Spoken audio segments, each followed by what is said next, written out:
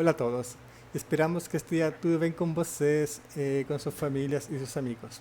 Aqui estamos outra vez em nossa série de entrevistas. Conhece a tu professor de Física do Departamento de Física da Universidade Estadual de Feira de Santana, UFES. Eu sou o professor Aldo Valcarce e hoje teremos como convidado ao professor Dr. Vladimir Ramos Victorino de Assis. Muito obrigado por aceitar o convite, professor. Ok, obrigado. Então, antes de começar a entrevista, assim, queríamos saber um pouquinho mais, assim, como de você. Quem é o professor Vladimir na UFES? Você poderia explicar assim cortinho, assim, uns um minutinho, 2 minutinhos sobre você? Hum, de continuidade ao que eu fazia antes, que era trabalhar com física e estatística aplicada a sistemas complexos. E eu gosto de orientar monitoria de vez em quando tenho a chance. Eu gosto, né? Também. E de. É, eu acho que basicamente dá pra resolver isso mesmo. É, Certo. por hora, não sei o que você vai matar. Não, tá bom, tranquilo. Então, professor, para começar, que já que... Segundo está sonando o alarme, justo agora. Então, para começar a entrevista, ¿nos podría informar sobre a data e lugar de nascimento de você? Ah, sim, Fortaleza, 5 de maio de 1981. 1981. Ah, un jovem ainda, não? 39 anos. 40 esse 40, ano. 40, ah, isso. E, Verdade, tenho 41. esse ano. Sim. Depois disso, você falou que estudou, o sea, nasceu em Fortaleza. Você ficou toda a sua infância ali em Fortaleza? Eu fiz a minha graduação lá, aí eu fiz o meu mestrado, meu doutorado em Recife, na UFPE, e eu fiz meu pós-doutorado no CBPF, Centro Brasileiro de Pesquisas Físicas, no Rio de Janeiro. Certo, mas voltando aí a começo, você em Ah, Fortaleza. ok, Fortaleza. Fortaleza, aí, Fortaleza. sim. Aí, você estudou na escola, não? Você estudou ensino fundamental e ensino médio. Em que escola você estudou lá? Pode que tengamos alguns estudantes que venham de lá e sejam, por coincidência, da mesma Ah, escola. eu comecei no Colégio de São Paulo, depois eu fui para Farias Brito, aí depois eu entrei na época se chamava Escola Técnica Federal, né? Hoje em dia se chama Centro Federal de Educação Tecnológica, é como se conhece hoje. Que é Cefet, a sigla. É onde eu fiz o meu ensino médio. Certo. Então essas foram as duas escolas. E como foi sua vivência na escola? Você gostava de estudar? Não gostava? O que motivava você a ir na escola? Ixi, realmente eu tinha que escolher essa área que eu escolhi, porque eu só gostava de estudar matemática e física. Então eu tinha dúvidas se eu ia escolher matemática ou física. Aí eu descobri, eu acho que quando eu estava já no. Eu não sei se foi quando eu estava no mestrado no doutorado, mas eu descobri nessa época que eu não poderia mesmo ter feito matemática. Quando eu vi as deduções, como os matemáticos realmente fazem, o que realmente é matemática, ok, realmente eu escolhi o lugar certo, que é a física mesmo. Certo. E teve algum professor que motivou você para estudar isso, que você gostava? Para que você estudasse mais? Sim, tanto no Farias Brito, né, na época era primeiro grau maior, hoje a gente chama de Fundamental 2, quando eu estava nessa época, Fundamental 2 no Farias Brito, tanto quanto na escola técnica, eu tinha professores de física que me fizeram querer estudar mais a fundo do que eu estava vendo ali na aula, né? Eu vi, não, eu quero ir além, eu quero saber todos os detalhes a mais do que não foi dado aqui, porque enfim, tem outras matérias, né? Sí, porque también a gente está haciendo, como a gente está haciendo cursos para estudiantes que están, van a hacer, ¿no? En algún momento, profesores también. Es bueno conocer ahí cómo sus profesores fueron motivados por profesores como ellos, ¿no? Sí, Sim. no, esa parte a veces a gente, es que no estamos, tuvimos profesores ahí que nos motivaron para a gente estudiar física y después a gente va y va a enseñar a otros profesores para que motiven a nueva gente, ¿no? Sim. Entonces va a ser un ciclo que vamos a tener ahí, a gente. Então você estudiou lá em Fortaleza. E você depois disso, você fez algum para entrar na universidade? Como foi o processo? Ah, sim. O vestibular para física, eu acho que é no mundo todo, não é só no Brasil. É bem tranquilo. Se você quiser física, você vai entrar. Essa parte não é difícil. Nunca, eu acho que em nenhum lugar do mundo é. A graduação, o difícil, o início, eu acho que é o primeiro ano, se não me engano, eu acho que é o primeiro ano, o primeiro semestre foi um pouco complicado, porque eu estava trabalhando nessa época, antes de poder dedicar integralmente. Tanto que os alunos que trabalham, eu sei bem a dificuldade que é. Eu fazia poucas disciplinas para poder levar a sério, né? Sí. As poucas que eu estava fazendo. Mas depois que eu estava me dedicando integralmente à graduação, é. Certo. Bom, Você começou a fazer a universidade. Em qual universidade? Pode repetir, por favor? Universidade Federal do Ceará. Você era assim. E você estava trabalhando enquanto fazia. No início é, mas só no primeiro ano. Certo. Trabalhava em que coisa? Eu era programador de sistema gerenciador de bancos de dados. Interessante. Aí você trabalhava. Como chegou a esse trabalho?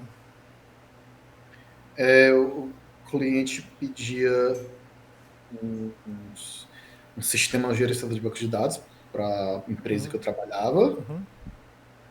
E aí meu chefe delegava uma parte do que precisava ser feita. Aí dizia para mim, ó, gostaria que tal coisa fosse feita. Funcionasse tal e tal jeito de acordo com o que o cliente pediu. Aí eu ia lá e fazia. Aí tinha que dar manutenção também, né? Depois o cliente ia ver se ele gostou, se alguma coisa, não gostei. Na vida real, eu vi na prática que não era do jeito que eu imaginava. Eu preferia que fosse mudar tal coisa. Certo. Aí eu mudava, pedia, né? E você trabalhou por necessidade ou porque gostava? Foi por questão de que para eu poder ter o diploma da escola técnica, eu precisava concluir o estágio. Mas minha família, sim, eu ajudava, mas não é que se eu ficasse sem aquele emprego, a minha família sentia falta. Embora, por sorte, quando eu saí, na época, minha família precisava menos ainda do meu dinheiro, né? Ah, legal. Sim. Então, depois você estudou na universidade, estudou então, o que mais você gostava, não? Física. Aí, e como foi sua graduação em física?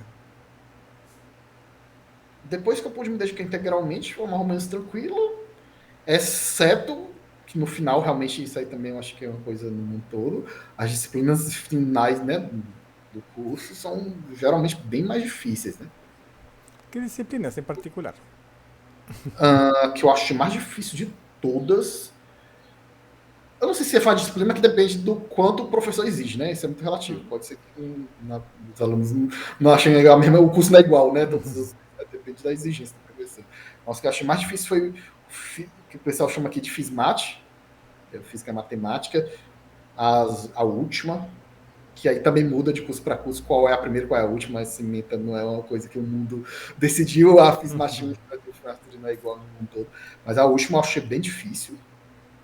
E mecânica clássica, eu achei bem difícil.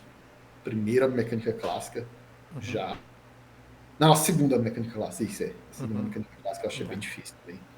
certo.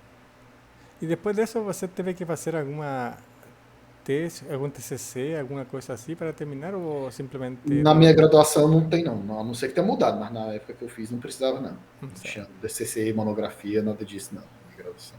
Então, você terminou aí em Ceará e, E e aí onde você fez o mestrado? Você fez o mestrado diretamente depois de o bacharelado? isso, eu MD. Terminei a graduação, aí eu fiz mestrado na Universidade Federal de Pernambuco, lá em Recife. Certo. Fez un mestrado para allá. ¿Y cómo llegó para allá? Fez aplicação, Eu fiz a aplicação. certo. Aí eles selecionaram, eu consegui a bolsa, ainda bem, aí eu pude ir para lá. Legal. Então, se você conseguiu uma bolsa e foi para allá. Então, foi a primeira vez que você estava morando fora de. Ou longe da sua família, não? Isso, foi no mestrado. Como foi esse cambio? Estar longe, a vezes temos estudantes que ficam também, têm que vir de outras cidades a estudar Não, aqui. o começo da dificuldade toda é você aprender a namorar mais na casa da sua mãe que você passou a vida toda, basicamente. Né? Esse já é o grande choque, na verdade, né? Você realmente vira adulto, né? A vida adulta, esse é o grande choque. Aí depois, o primeiro ano foi meio complicado, porque ia ter que aprender a ser adulto em um ano, basicamente. Aí depois do primeiro ano, tranquilo. Né? Aí a grande dificuldade mesmo era o quanto o programa de pós-graduação de lá exige dos alunos. Certo. Tá? Passou essa verdadeira grande dificuldade. Né? ¿Y notó algunas diferencias entre las dos universidades? O también entre un bachillerato y maestrado. Sim, mas é a comparação um pouco difícil, né? Porque a comparação não é muito justa, porque se supõe que o mestrado e o doutorado vão ser mais difíceis do que a graduação, né? Então, eu posso ficar com a impressão de que lá é muito mais exigente do que no Ceará, mas não é tão óbvio. Porque eu estou comparando graduação com pós-graduação, não é tão simples essa comparação. Eu assisti que a exigência era muito maior, mas aí não dá para dizer que é porque a instituição é mais exigente. Pode ser que porque, enfim, você espera que o mestrado e o doutorado seja mais difícil que a graduação, né? Certo. E. Que mais ia falar? Já. Então, você fez o mestrado ali, fez alguns cursos aí, e depois você fez uma tese, não? Isso, tanto mestrado quanto doutorado, né? Certo. E o mestrado, de que foi sua tese? Era aplicado especificamente para modelar conjunto de neurônios sensoriais. Especificamente para isso. Porque tem alguns métodos que se usam em física e estatística que a gente aplica para termodinâmica, só que a física e estatística ela é mais geral do que a termodinâmica. Você pode aplicar física e estatística em sistemas que não faz sentido falar em temperatura, não faz sentido falar em Hamiltoniano.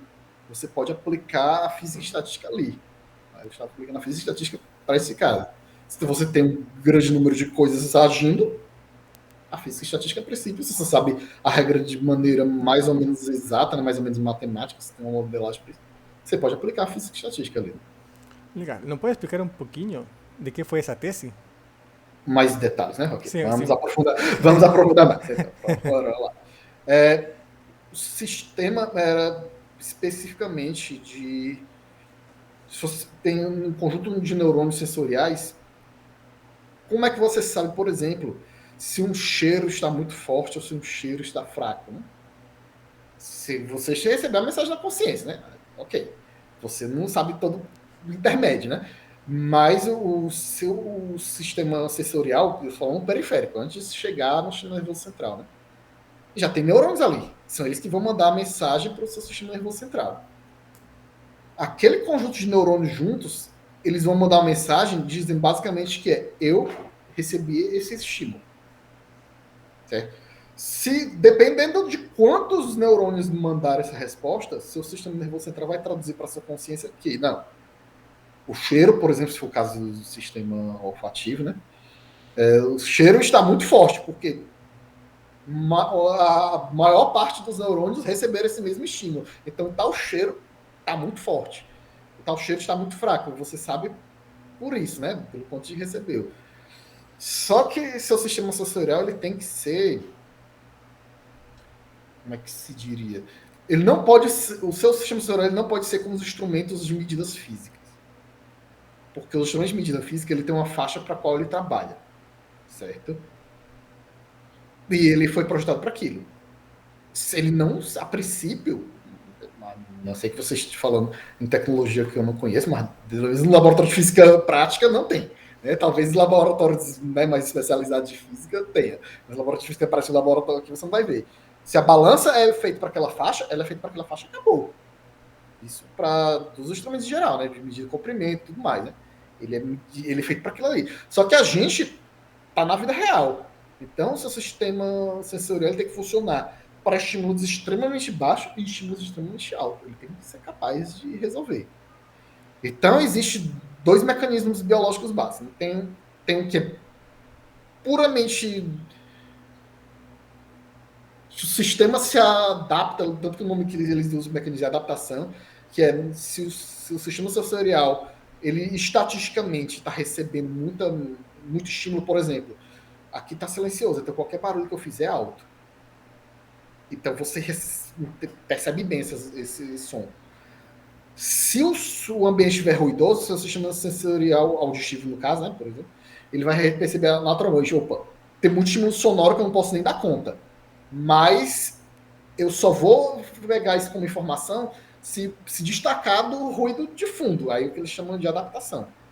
Que é o sistema, ele tem uma inteligência lá dentro própria, né, autônoma, que não é da sua consciência para poder resolver isso.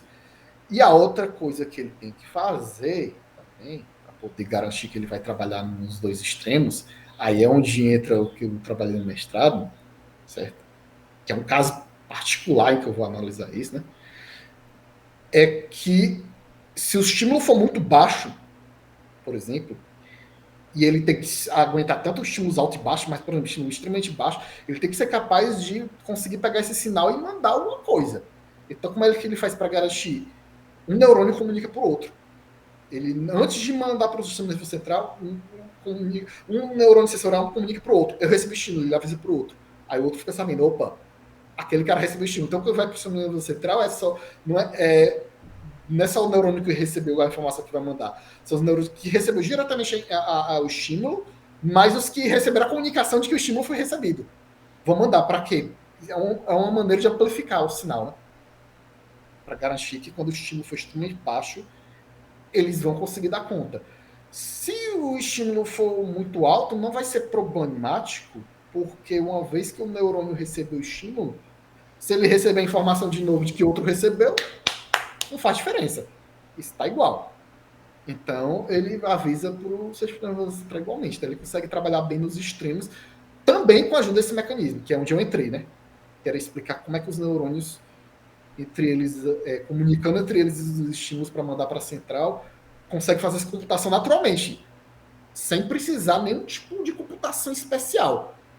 O simples fato deles terem essa dinâmica consegue resolver meu problema para mim. Aí eu vou explicar como isso acontece. Ah, não. Certo. Aí você, como entra a física nesse... Os métodos de física e estatística que eu usei, Certo. que entra a física mesmo, assim. Então, que a gente chama de física biológica, né? Não confundir com biofísica, porque física biológica ainda é física. Então, biofísica é biologia. Porque que é a física biológica? É um físico, ele está usando os métodos que ele conhece para poder explicar aquilo ali. Né? Só a parte que ele cabe, porque como o neurônio ele é internamente, por que ele funciona daquele jeito? Aí já entra para o campo da biofísica, que não foi o que eu fiz.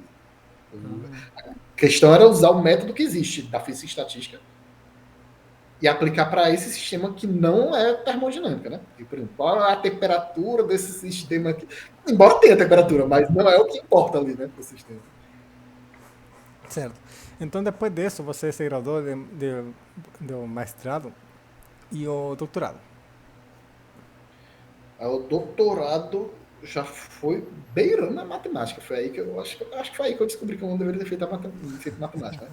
Porque foi beirando a matemática a ponto de eu fiquei, por que eu fiz matemática? Até que eu fui pesquisar, porque eu precisei para o doutorado da parte mais matemática, eu descobri a maneira que eles veem. Eita, realmente estou no lugar certo. Física mesmo, apesar de muito abstrato, ainda é o jeito que o físico pensa, que é só tentar explicar a propriedade do modelo em si, né? Porque tem uns modelos matemáticos, que no caso era de sistemas excitáveis. Sistema excitável é um sistema basicamente que reage em três estados. Ou ele está suscetível a reagir ao estímulo, ou ele está reagindo ao estímulo, ou ele está refratário, não reagente ao estímulo. Está nesse período, né? E ele volta naturalmente a ser suscetível depois de um tempo.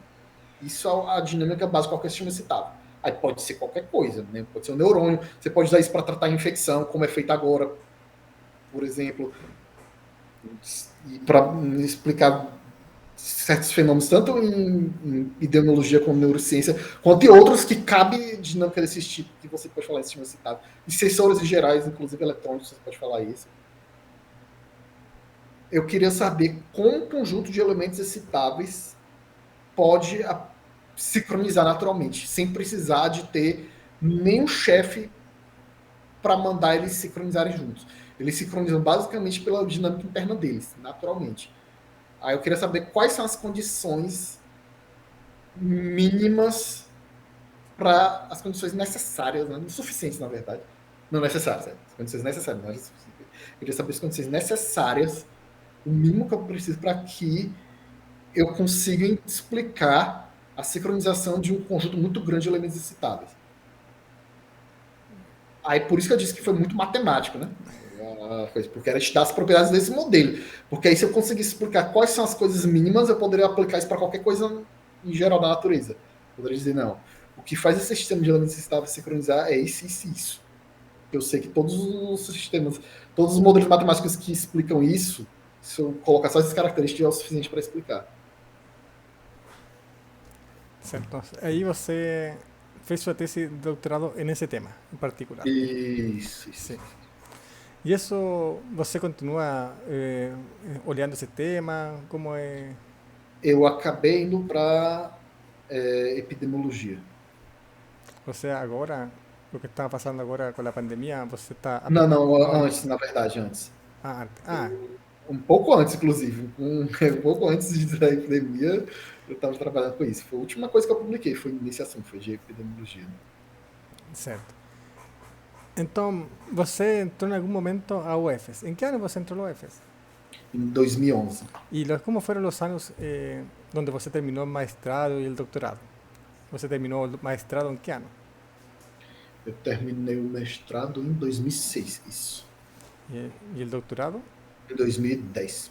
Então, você passou um ano e já conseguiu em seguida um emprego aqui na UFES. Isso. Certo. Você falou que tinha feito um postdoc.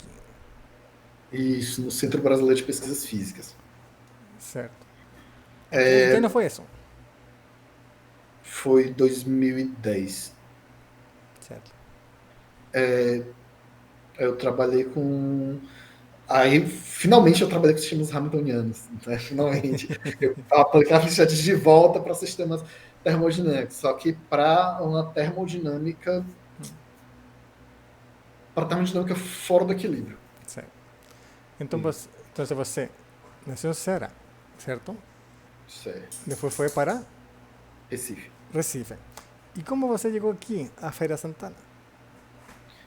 Porque hoje em dia, né? Maravilha, você pode ver pela internet, eu ver o edital aberto. Opa, tem concurso lá, eu vou fazer. E na verdade, eu ia fazer só para me testar. Eu nunca imaginei que eu ia passar, né? Vou testar como é que é, né? E a experiência em concurso, né? Bom. E essa foi a primeira vez que você viu a Bahia? Não. Eu conhecia a Bahia, mas como turista só, passeando. Certo.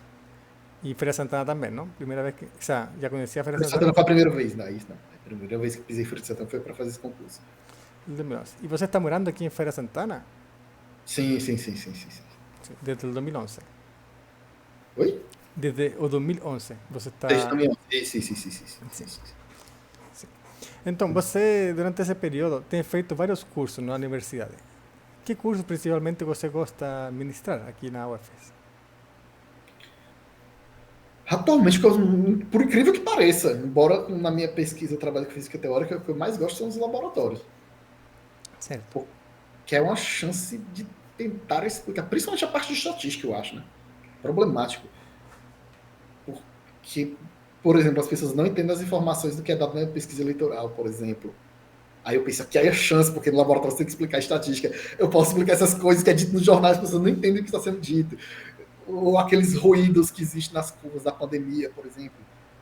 Que aí por que eles têm que fazer média móvel? Eles falam muito, eles batem muito na tecla de que, não, porque no fim de semana menos notificação, porque tem menos gente trabalhando. Mas mesmo que não houvesse problema, isso tem que ser feito no mundo todo porque é ruidoso a informação. Se a informação é ruidosa, você tem que tirar uma média para você diminuir os ruídos.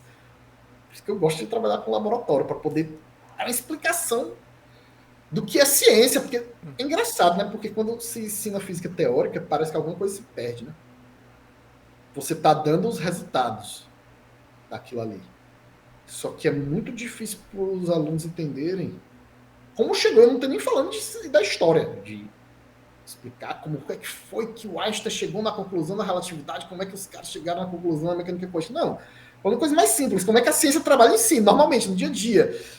Como é que você admite uma hipótese, como é que a hipótese é derrubada, como é que essa hipótese virou uma lei, depois uma teoria, o que é o que significa que a gente quer dizer com algo que é cientificamente comprovado. O laboratório é a melhor chance, eu acho, de explicar essas coisas. Por isso que eu gosto do laboratório, porque é quando você tem a chance de explicar. E fora que é engraçado quando eu vejo que funciona, né? O que a gente explica no papel, você vê no laboratório, acontece mesmo. Você diz, rapaz, não é que funciona mesmo, acontece mesmo. Tudo dá certo. Eu repito há tantos anos, mas todas as vezes eu fico admirado ainda. Caramba, realmente você é o mesmo. Incrível.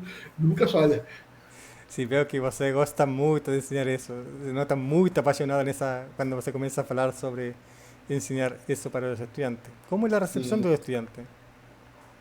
Oi? Como é a recepção dos estudantes dessa informação? Eles ficam motivados?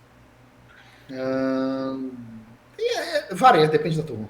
Tem os que gostam muito, tem uns que não ligam, mas paciência, isso faz parte do trabalho do professor. Né? Qualquer matéria que você der, por mais interessante que seja, vai ter turmas inteiras que não vão dar a mínima. Se a turma for grande, há uma grande chance de pelo menos alguns se interessarem. Turmas pequenas você pode dar o azar de ninguém querer saber, ninguém se importar. Mas é a vida. Qualquer matéria que você der, por mais interessante que seja, sempre vai ter turmas que não ligam, que não se importam. Né? Você tem que saber lidar. Né? É algo que você gosta muito, mas não necessariamente os seus alunos gostam. Né? Mas tem que saber lidar com isso. E durante estes 10 anos já que você lleva aqui na UFES, como tem sido sua experiência? Que coisa você tem aprendido algumas coisas novas ou interação com os outros colegas, com os estudantes? Algumas coisas foram meio chocantes, e aí eu descobri depois, mais tarde, que não era algo só da UFES, porque eu não sabia nas outras universidades, porque eu não estava no lado como professor permanente. E eu acho que não é nem só do Brasil, acho que é uma coisa do mundo todo. De política partidária dentro das universidades. Infelizmente é uma verdade. Não como o nosso excelentíssimo presidente fala, porque ele dá uma esticada, né? Por motivos também partidários, ele dá uma esticada de como é que é feito o partidarismo político nas universidades. Não é daquele jeito tão exagerado quanto ele coloca. Mas existem meias verdades ali. Principalmente sindicato e movimento estudantil. É algo problemático, porque em todo canto em que existem pessoas, um conjunto de pessoas, e existe e tem que haver uma hierarquia, como trabalhar uma hierarquia, existe política. Ok. Dentro da empresa privada, há política. Você tem um chefe, tem um subordinado, você tem uma relação de poder, você tem política. Ok. Dentro da universidade, ok, que tem a política. Ok. O que eu acho estranho é políticas totalmente alheias à universidade comece a interferir dentro da universidade. Eu acho muito estranho. Por que isso acontece? Foi um maior choque, que no começo eu achei que era algo da UFS, depois eu achei que era algo do Brasil, depois eu descobri que o mundo todo é assim. Infelizmente, você tem que também lidar com isso. Também não achar que toda universidade é uma porcaria, uma desgraça, nada vale, como tem um discurso de gente que quer destruir as universidades, fica dizendo, não, por causa disso, nada presta dentro da universidade. Também não vamos exagerar. É a mesma coisa você dizer, não, aquela cidade tem crimes, hora matar todo mundo naquela cidade. Não, né? Foi a coisa que mais me chocou. Fui saber que tinha isso, de que você vai discutir política de dentro da universidade, coisas acadêmicas, de lá, como a gente vai trabalhar aqui. Aí eu começo a falar do partido do cara, do que o cara votou, quem o cara votaria, porque eles especulam, né? Quem o cara votaria, como eu não concordo com você, eu acho que você votou no cara que eu mais odeio na política partidária de fora da web. Por que isso tem a ver com a universidade? Por que a discussão política não é puramente o seguinte? Eu acho que a universidade deveria tratar a direção. Na direção A. Você acha que deve ir na direção B. As direções A e B são algo de dentro da universidade. Então a gente vai discutir de dentro da universidade quem é que tem razão. Se não for possível um convencer o outro, aí é que vamos pro voto. Mas a discussão ser de dentro da universidade, como é que vai ser? Não de que, como eu quero a universidade na direção A e você quer na B, então eu acho que você é de pensamento partidário oposto ao meu, consequentemente, começa a rotular você disso, começa a acusar de coisa. Caramba, eu acho muito estranho isso. É algo da universidade que deveria acabar. Né? O sindicato tem muito mais poder do que sindicato, ele começa a interferir em tudo dentro da universidade. Por que, que ele faz mais do que o sindicato deveria fazer? Por que a política de reitoria não deveria ser? Quem eu acho que vai ser melhor reitor da universidade? Por motivos acadêmicos, puramente, de política interna da universidade. Em que ele vota na política partidária, por isso que o voto é secreto. É que me interessa, não entendo por que isso é importante. Essas coisas.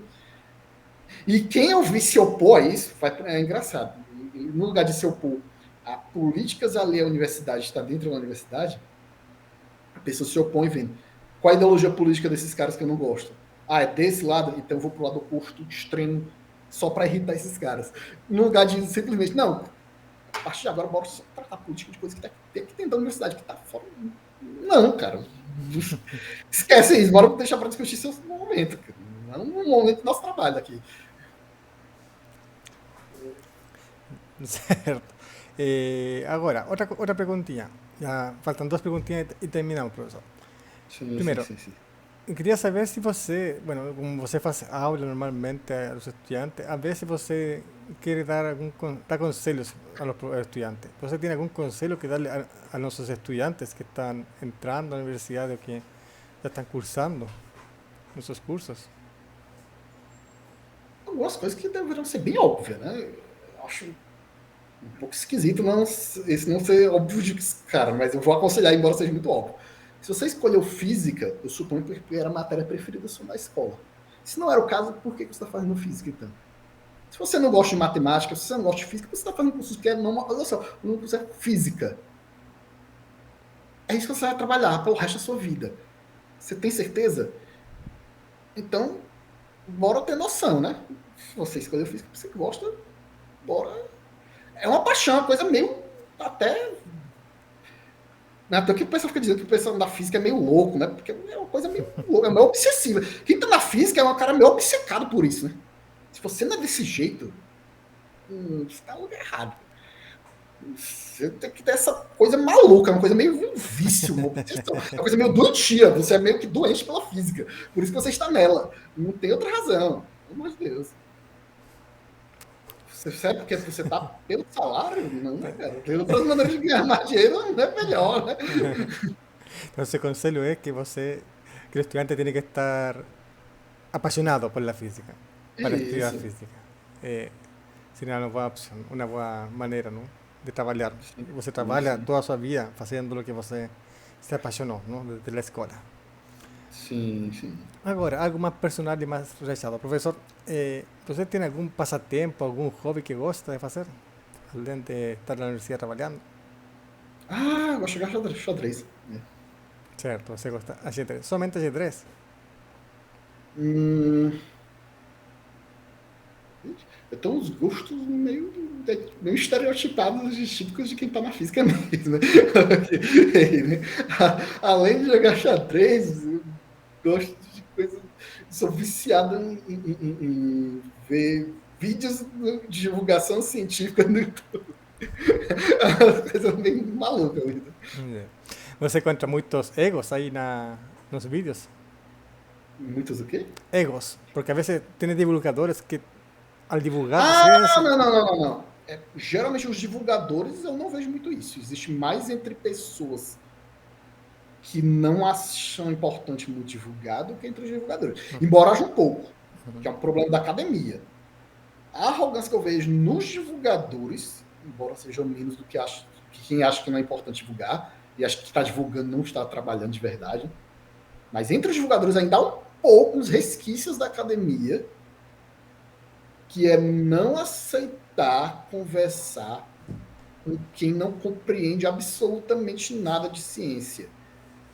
E aí, quem não compreende nada, eu já vi gente, divulgadores reclamando de que ele espera de quem não compreende nada ter uma humildade que quem não compreende nada jamais terá.